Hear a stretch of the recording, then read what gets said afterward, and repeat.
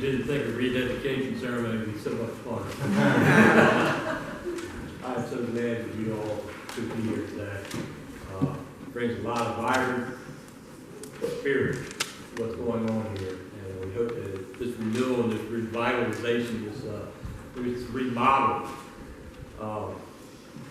it's all part of our walk in Christ. Each and every day we are renewed in Jesus Christ. And we're grateful that you can be a part of that. Inspire us like that. At this time, I'd like to introduce you to our resident historian who knows more about Betterton than most people. And he's not afraid to share it too. And he and Jenny and the Story family have been very instrumental in what you see, the changes and the pictures that you see from start to finish from 1915 to now. They've been very much a part of it. And Dick has gathered some information together to kind of show us what happened and how it happened. And we're most grateful that he'll be coming up right now and sharing that. So please give him a hand.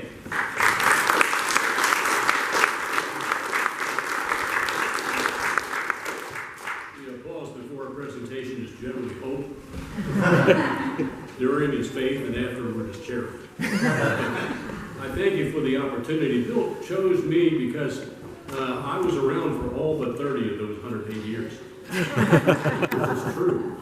And I had a lot of work to do to catch up with Bob Payne. But here we are. In preparing for my remarks, the hardest part was to keep it to the 25 minutes that Bill has assigned. So if I go over, it's Bill's fault. And much of the research was done by Larry Crew. Where are you, Larry? In his postcard book. Back here. There it is. Never changes. But a lot of the information in the book he wrote on Betterton. And then Alan Keeley did a deep dive into our archives. He escaped, and he came back with incredible information on the church, its history, its people, and if anything I say is wrong, it's Alan's fault.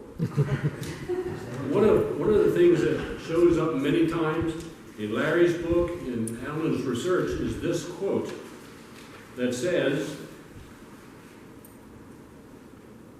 "The origin of the Methodist Episcopal Church in Betterton can be traced directly to that worthy man of God, Dr. James Heyman, who being filled with the Holy Ghost and prompted by an earnest desire for the salvation of all souls and for the spiritual welfare of the people of Betterton, and for the promotion of the cause of Christ and the advancement of his kingdom, conceived the idea in 1868 of holding religious services in the village." Now that's a call to action. We responded. So of course in 1869, the very next year, when Methodists started holding services in Fish Hall, the home of Littleton Crew, it was Dr. Heyman who was his first speaker. I don't think we have a recording of that. Membership grew, and just 3 years later, the Methodists started meeting in the Betterton Schoolhouse on 6th Avenue, where the old firehouse, or Marzella's, is today. After 4 years after that, a new church was built to accommodate the growing congregation on land donated by Ebenezer and Laura Crew. In 1892, that original church was replaced by a larger structure on the same plot. That is 4 houses of worship in 23 years. Well, that lasted for another 23 years and brings us to the point in history 108 years ago. This marvelous new building that we're in was dedicated on January 31st, 1915, on which there were 3 services held there. 3 built. one in mid-morning, one in the afternoon, and one in the evening. And there were different messages. just a The building was designed by the Price brothers. I guess the Owens off of this now. And the Crews, and Price Brothers of New Jersey, and the architects was built by C.W. Owens at a total cost of $10,000. This entire building, and it was built almost debt-free. There was $1,500 left in the mortgage. It was paid off with the mortgage burning in 1919. and it includes what you see today. Well, not everything you see today. There was wood and not cedar, cypress siding, cypress shingles, and this handsome bell tower. It was the perfect place of worship for the bustling and growing town of Betterton. But it was actually enhanced with indoor plumbing in 1933. So for those first 18 years, there was an outhouse in the backyard. Whatever works. The new church apparently wasn't maintenance free because the wood siding needed painting a number of times before the church leaders came up with a brilliant solution. In 1933, the exterior of the building was cemented. That's the term they used back then for the stucco that we've known all of our lives that has been the exterior skin of this building. It was guaranteed to have a life of either 50 years or 80 years. The documents don't agree. Either way, it's past its warranty, and it started puckering and breaking and falling. So we had to be careful where we were walking around the building because gravity took over and a lot came down. But we decided to come up with a campaign to get rid of all of that stuff. But under the stucco was siding and lathwork and sheathing. You can imagine the amount of weight that isn't on the side of this building and on its foundations anymore. The good news is there's no more painting. After just those years, it got stuccoed. And we thought that was the solution, but it was not. Right on time, sun and wind and time, the pieces started falling. And then looking at the major projects of the church, once we put that stucco on that almost lasted forever, twice in the history of the church, the distinctive stained glass windows were repaired. Once following a hailstorm, and then in 1944, all the borders between the stained glass pieces were re-leaded. And that made it last a good long time, but not forever.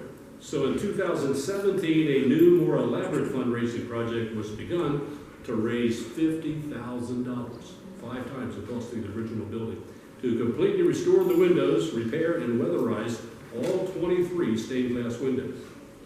One of the strategies we employed was to get individual prices for each of the windows to be repaired and adopt a window campaign. And you'll see the little brass plaques next to the windows, the families who actually rebought and repaired those windows. There's 2 plaques in the narthex for all of the people who donated. Didn't give the amounts, but the names are there.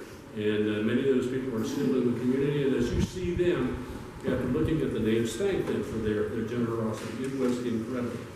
Well, that was dedicated, and we decided, well, we can do that siding project. We can get rid of the stucco. All we need is a little money. $150,000 is what our campaign budget was. And the community responded. The community and members of the church came up with a huge amount of money. We couldn't get to the finish line without a couple of foundations. One of the foundations was the Delaplane Foundation in Frederick. Now, they're focused on youth charities, mostly in Frederick City and Frederick County, but they liked the appeal. Somebody wrote a good grant. I don't know who that was, but they sent us a check for $5,000. And that was wonderful. And they had also contributed earlier to the window program. It wasn't enough either. So we went to Delmarva, excellent, first in Delmarva. They said, we want to have a vehicle for you, but we got this subsidiary, Chop Tank, and they have a program. So we applied to Chop Tank, and by golly, they wrote us a check for $5,000. That was just wonderful. Still wasn't enough.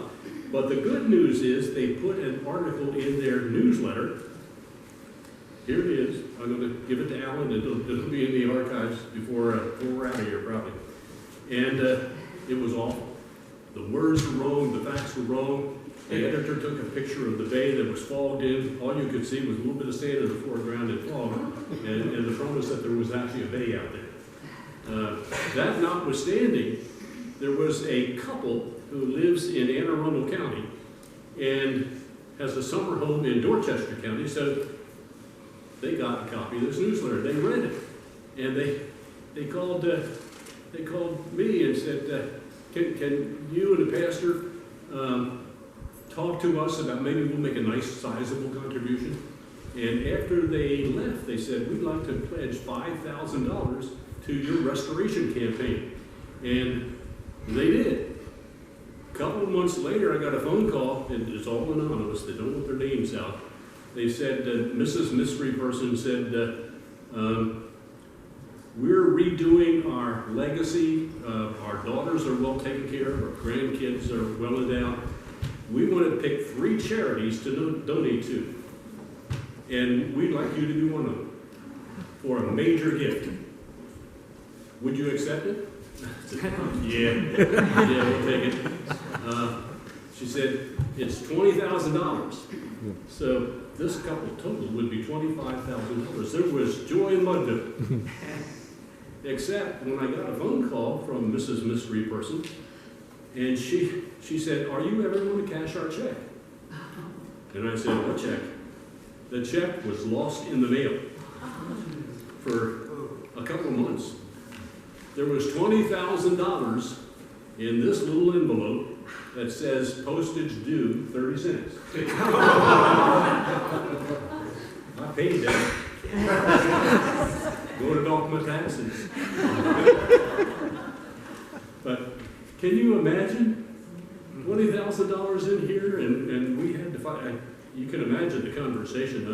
Mrs. Mystery Woman, can you cancel an old check and write us a new one, please? We didn't have to do that because we found it, and that kind of topped off our fundraising effort. We didn't quite make it to $150,000, but through value engineering and other cost savings, we had enough to complete everything but the top of the bell tower. But all the siding and all the shingles have been replaced, including these guys. This is what used to was up there. You see the lath work that held the stucco, and this was manufactured in 2006 in Apalachicola, Florida. Your best cypress that you can find, I guess. Nothing but the best for the Betterton Methodist Church. I'm donating this to the archives. Trying to scan that. So, anyway, I've rambled long enough. We have enjoyed raising the money. Looking back, it wasn't all that hard. All you had to do was ask. And the generosity of the people and some of these corporate foundations was just impressive. In closing, though, I would like to acknowledge the Bitter family. Happy birthday, Zeke. Like most, he's not paying attention, but he's having a good time. And 3 people I call the church ladies who were here through thick and thin. That's Sue Copper, Sue Zakowski, and Candy Sawyer. They were the long-term continuity and the vision through a period where we weren't growing. I don't think we were shrinking too bad, but we just weren't growing. And they need to be acknowledged. But I would also like to acknowledge all of you who have been a part of this church, its past, its present, and its future. You are the history of this church.